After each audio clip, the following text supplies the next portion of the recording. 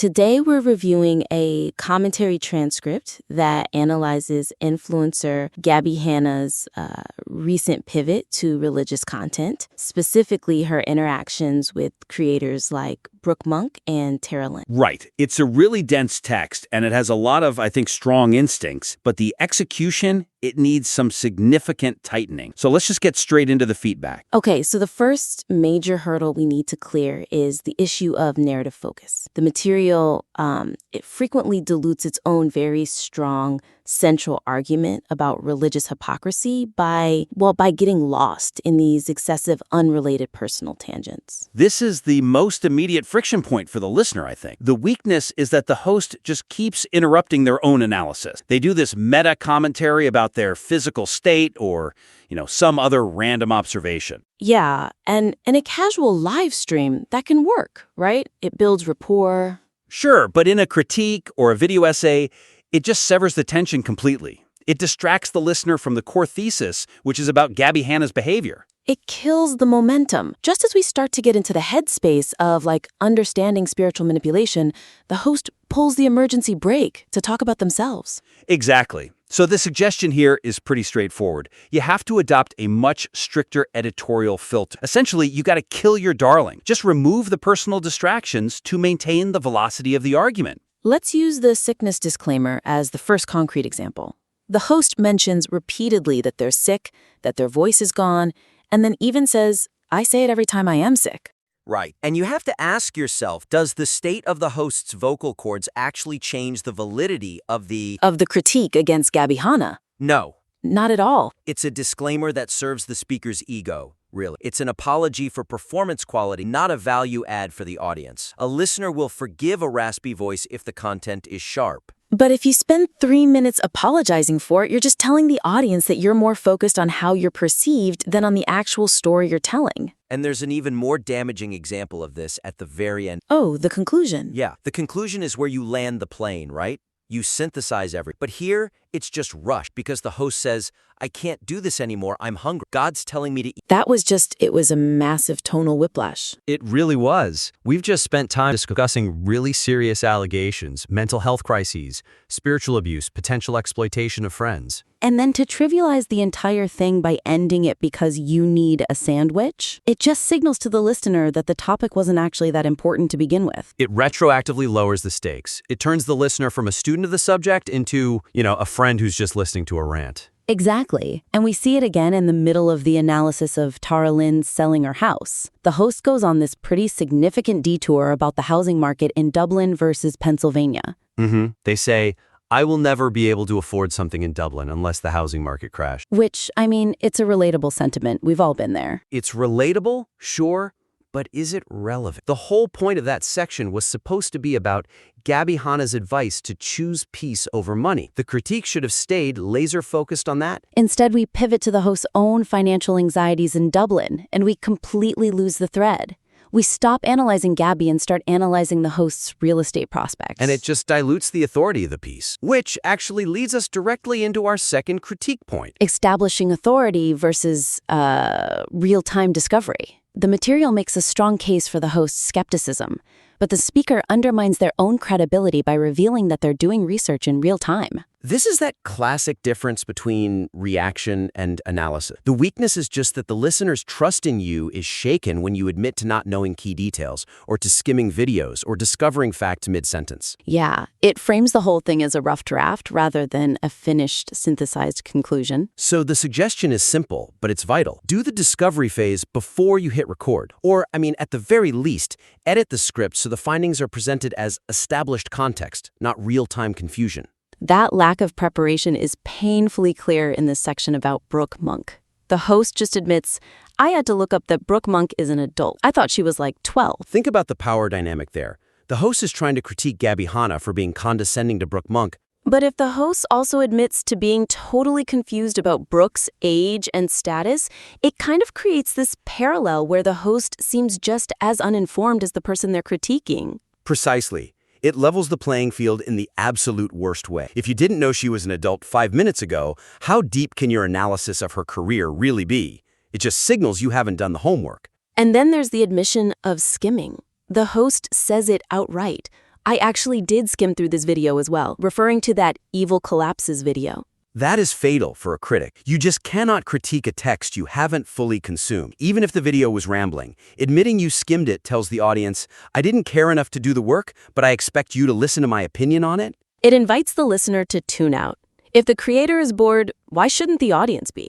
It breaks the trust contract. The audience gives you their time because they trust you've curated the information. Real-time Googling breaks that. And we see it again in that extended Who Is This section. The host spends a significant amount of time explaining they didn't know who Brooke Monk was until they saw the TikTok. It's such a waste of airtime. A much stronger approach is to just state, Gabbie is targeting Brooke Monk, a popular TikToker known for X and Y. That establishes authority. Exactly. Telling us the story of your own ignorance about her only highlights that you're outside the loop. Okay, so moving on to the argumentation itself. This is where we get into what I'd call the glass house problem. The critique weakens its moral stance on magical thinking by drawing these false equivalencies between the subject's harmful behavior and the host's own, harmless beliefs. This is a fascinating contradiction in the text, actually. The weakness is that the host correctly identified that Gabbie uses spiritual logic, like demons causing cancellations,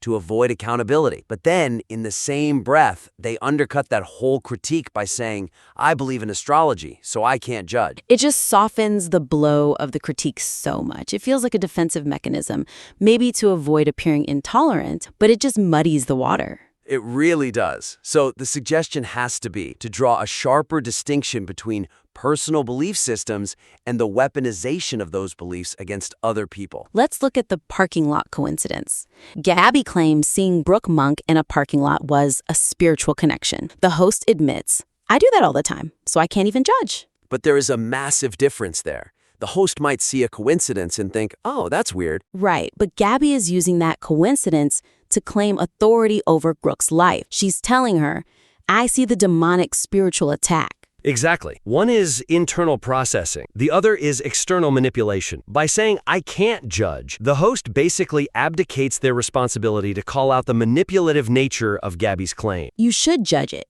specifically by highlighting that difference in intent. It's not the belief in signs that's the problem. It's using those signs to subordinate another person. Then there's the pastor defense. This was the section where Gabbie talks about a pastor, calling her clinically insane for believing God spoke to her in a dream. The host defends Gabbie, arguing, if God is all-powerful, he can do whatever he wants. Right, and while that shows a desire to be fair, the argument just simplifies the nuance of why the pastor might have been concerned in the first place. The host even admits they don't know about Gabbie's behavior in church. Is there a risk that by focusing only on the theological possibility of the dream, we're overlooking the actual behavioral context? Absolutely. If a pastor is calling someone clinically insane, it's rarely just because they claim to have a dream. It's usually because of how they're acting. So the argument should focus on Gabbie's interpretation of that dream, how she uses it to validate her gift, not just the theological possibility. Defending her here validates her narrative that she is a victim of godless men, which just contradicts the host's earlier points about her lack of accountability. It gives ground to the very manipulation the host is trying to expose. It's a huge missed opportunity to discuss spiritual bypassing, using God to avoid psychological reality. Instead, we get a theological debate that goes nowhere. Which brings us to our final and I think maybe the most important critique point, deconstructing the why. The analysis often just stops at labeling behavior as weird instead of fully exploring the manipulative dynamics at play. Yeah, I noticed the word weird or strange appears constantly in the text. The weakness there is that this is descriptive, but it's not analytical. It's relying on a vibe check instead of a real deconstruction. And it misses the opportunity to explain why it's harmful. Specifically, the use of public shaming disguised as divine intervention. So the suggestion is to replace these vague descriptors with specific psychological or behavioral terminology that actually explains the power dynamic. Let's apply that to the Terilyn section. Gabbie publicly tells Terilyn her soul is not in alignment and brings up her parents. The host calls this attention-seeky. Attention-seeky it's a superficial critique. It's too easy. The stronger critique, which is kind of hinted at but never made explicit, is that Gabbie is violating boundaries. Right. She is publicly outing Tara's alleged private feelings about sex work. Gabbie claims Tara told her, I don't usually like to tell people that. By putting that in a TikTok, Gabbie's betraying a confidence under the guise of being a savior. That is the key. It's not just weird, it's a breach of trust, and it's a form of public shaming. Calling it weird minimizes the aggression in that act. It frames it as a quirk instead of a calculated move to assert dominance. And then you have the comment about modesty in husbands. Gabbie tells women to dress modestly so they don't tempt other people's husbands. The host mocks this by joking, "I did not realize other people's husbands were dogs who couldn't control themselves." Which is a funny line, and it lands a joke, but is the connection really established? The deeper critique here isn't just that the comment is sexist against men. It's about the shifting Gabbie's locus of control. She's shifting the responsibility for men's behavior onto women's clothing. And this directly contradicts her new narrative of freedom in Christ. She's just trading one set of anxieties for another, policing her own body to manage the hypothetical sins of strangers. Precisely. And the host misses the chance to explore that psychological trade-off because they're too busy making a joke. The audience for this content, they clearly know the lore. They are ready for a deeper dive. They don't need to be told it's weird. They need to be told how the control mechanism actually works. Okay, so let's summarize this. To elevate this material from a casual reaction to a really robust critique, the creator needs to strip away all the personal disclaimer fluff. Do the research before you hit record to establish authority. And move beyond just calling things weird to actually explaining the mechanics of the manipulation that's being observed. It's about respecting your own voice enough to prepare it properly. There's a really great piece of analysis hiding inside this transcript. It just needs to be chiseled out. We invite the listener to refine the script with these focal points, cut the fat, sharpen the psychological analysis, and submit the next iteration for review. We would love to see where this goes. Absolutely. I look forward to the rewrite. That's all for this critique. Keep writing, keep refining, and we'll see you next time.